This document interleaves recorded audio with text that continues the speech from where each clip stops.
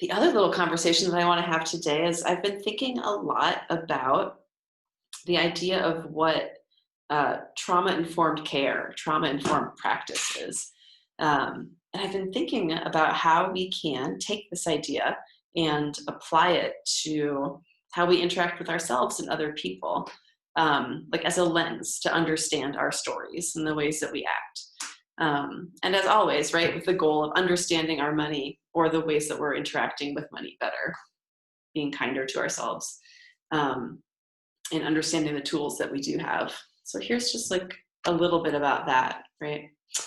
And this all stems out of a conversation that I was having with a client a week or two ago. We had this long, great conversation about trauma-informed relationships. So I think this will be interesting. And the way where I started thinking about it was that money is kind of always a proxy, right?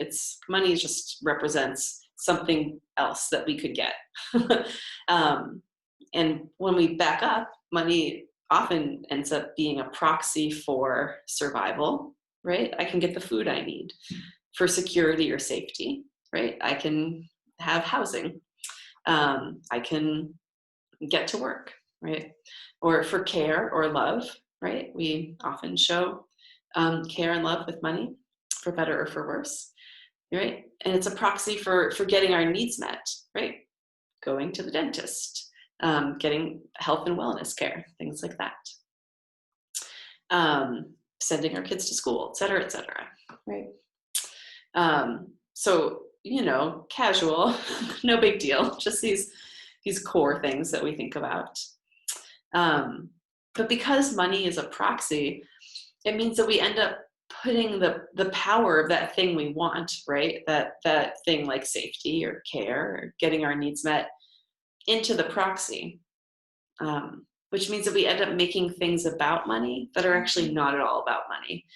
And to me, this is one of the underlying reasons why talking about money is so interesting to me, because we're sometimes talking nuts and bolts about money, and sometimes we're not talking about money at the end of the day. We're talking about the things money is a proxy for, these longer term things, these deeper and bigger things. So a couple examples that I just thought of quickly of like when we are making other things about money is like if you've ever been fired for a job, and so I know I have, and you think, oh my God, I'm gonna starve. How am I gonna, like all these, your like worry for survival starts coming up, even if it's not actually instantly going to happen, right? Or like say that you got stolen from, right? Somebody like steals your wallet or steals your credit card online, right? And you think, oh my God, I messed up somehow, right? You kind of put it on yourself really quickly. Or if you need support, right? And sometimes that support can look like money. Sometimes people will think, oh my God, I'm not doing my part. Like it instantly becomes self-judgment. And when I think about these things and the sort of common reactions that I hear people tell me about, again, I talk to people about money all week, every week for a bunch of years now. I hear a lot of people come to me in conversation with the idea that they're doing it wrong. And this really, really stands out to me. The more I hear it, the more I like really start to wonder, like, gosh, like why do so many people think like, oh, I must be doing this wrong. I must not have the information. I can't be doing this right. And I think part of it is that we're sort of fed information from the world around us on how we're doing our money. And that tends to make us think that we're doing it wrong, that there must be something that isn't right with me, very individualizing the problem. I'm not doing it right. I could have done something different. I messed up. I'm not this, I'm not that, right? And it leads us to think that maybe it's like, well, I don't have enough because I did it wrong, or whatever I have, I'm not using it right, or I have resources, but I'm not sharing it in the right way, right? And something I've observed is that, like, across all kinds of people, no matter how much money you do have or you don't have, at some point, it's very likely that you've worried that you're doing it wrong. And it just really stands out to me. Folks with much money in their bank accounts, folks with negative money, all, and everybody in between. I've had conversations with people worried that they're not doing their money right. And it stands out to me that that is a sign that it's not actually an individual problem, right? Like, how is it possible that we're all doing it wrong? So the way that I've been thinking about it is that we're led individually to compare ourselves to others, right? And that's, I think, it's a function of the economic system that we're in. Like, Mark brought in the Joneses earlier, right? So we're like, okay, well, like, what's somebody else doing? How's somebody else doing their money? Are they doing better than me, right? But really, it's like collectively, a lot of us are worried about the same things, right? We're like, okay, well, and at all different levels of the resources or money that we have. And one thing that I notice and that I worry about is that if we're all doing it wrong and we're all worried about doing it wrong and we're all stressing, this worry, it leads to unnecessary and extra output that we might not need to be putting out.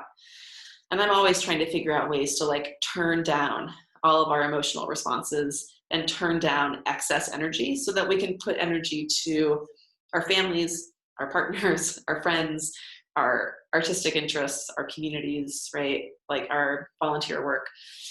So again, when everyone's worried, like, oh, if we're all thinking we're all doing it wrong, then we're also collectively, like, putting out unnecessary extra stress, time spent solving problems that actually aren't really problems, right? So just time kind of wasted, and sitting in, like, self-doubt and judgment and shame about worrying that we're doing something wrong because we don't talk about money and don't know what other people are doing, and aren't aware, very intentionally are kept unaware that other people are having the exact same thinking and worries and concerns.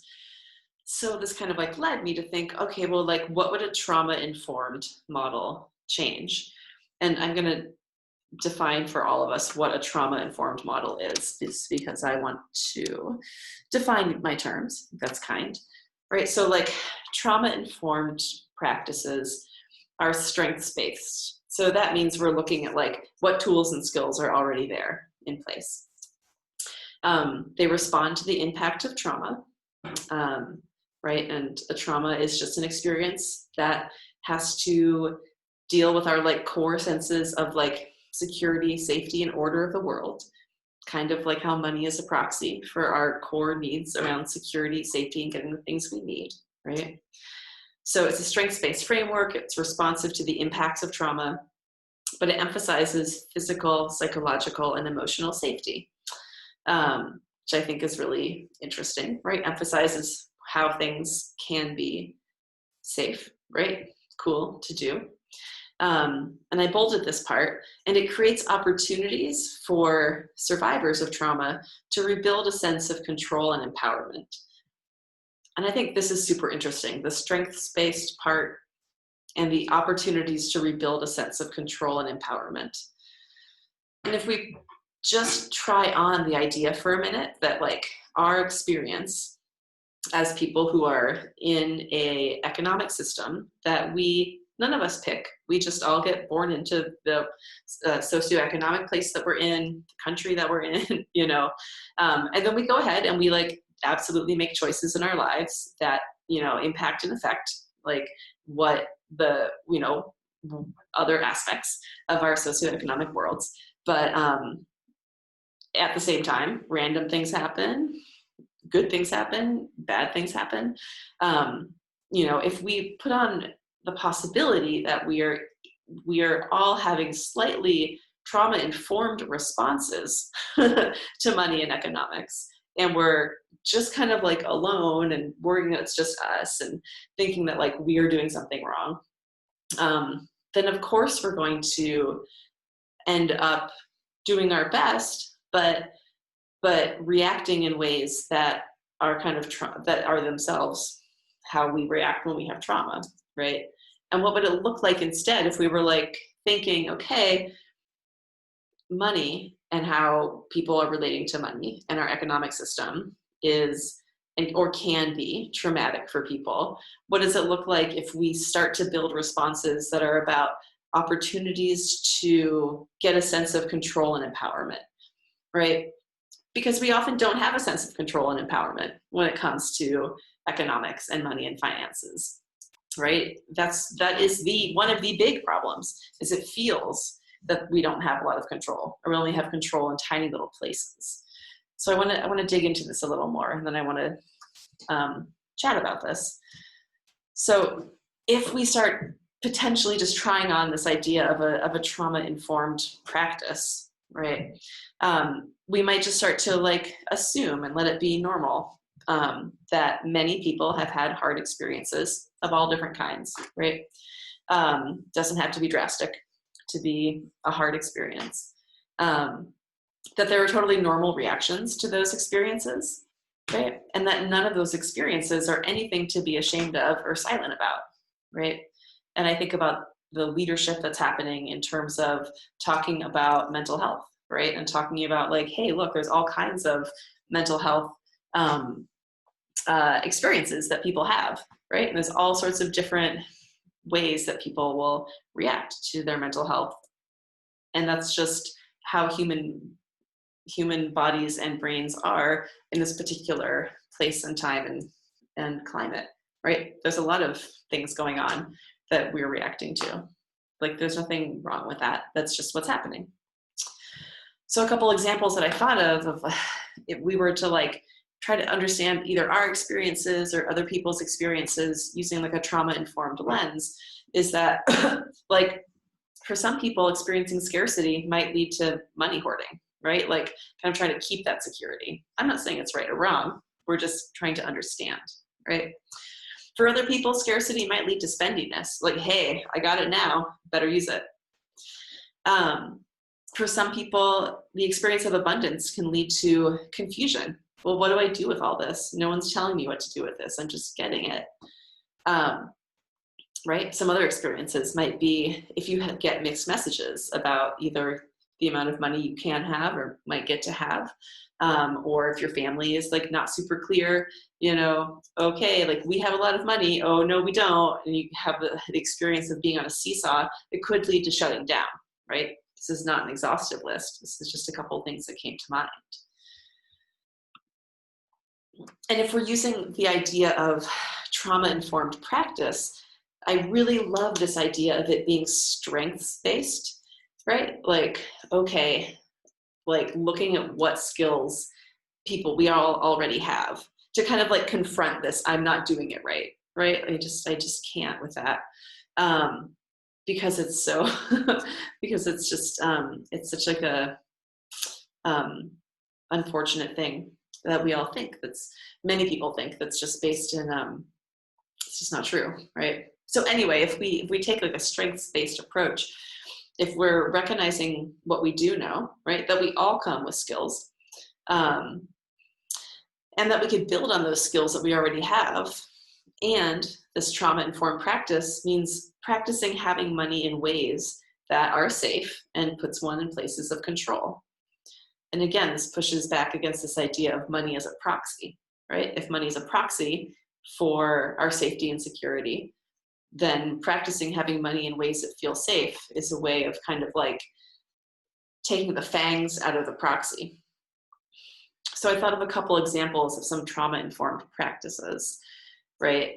And that could look like just honoring saving or spending as a survival tactic, kind of speaking back to this idea of when people experience scarcity and then like are really, really intense savers or really intense spenders and after that. Right? But instead of like, you know, like that's looking at the experience, the trauma-informed practice could be like, okay, going to honor that saving or spending is a survival tactic that I've used, or it's come out of an experience. Another one is practicing giving away money, but not all the money. For some people, like some of their responses to their economic situation is to just like give and give and give, right? Spend money on other people, donate, and not end up with enough for themselves, right? So a trauma-informed practice might look like practicing giving away some money, but really intentionally not everything, right? Another trauma-informed practice could be opening an account that's only in your name, right? For people who have only had shared accounts in their lives, right? Or another one might be building wealth when you've only experienced scarcity, right? Just to like let it be true that the proxy does not have to be the only thing. So I'm going to pause there because I know that was a lot of information, but I've really been trying to think through these ideas. I'm curious what you all think, what you think I got wrong, and what you want to know more about. I put a couple questions up here on the slides to kind of spark a conversation.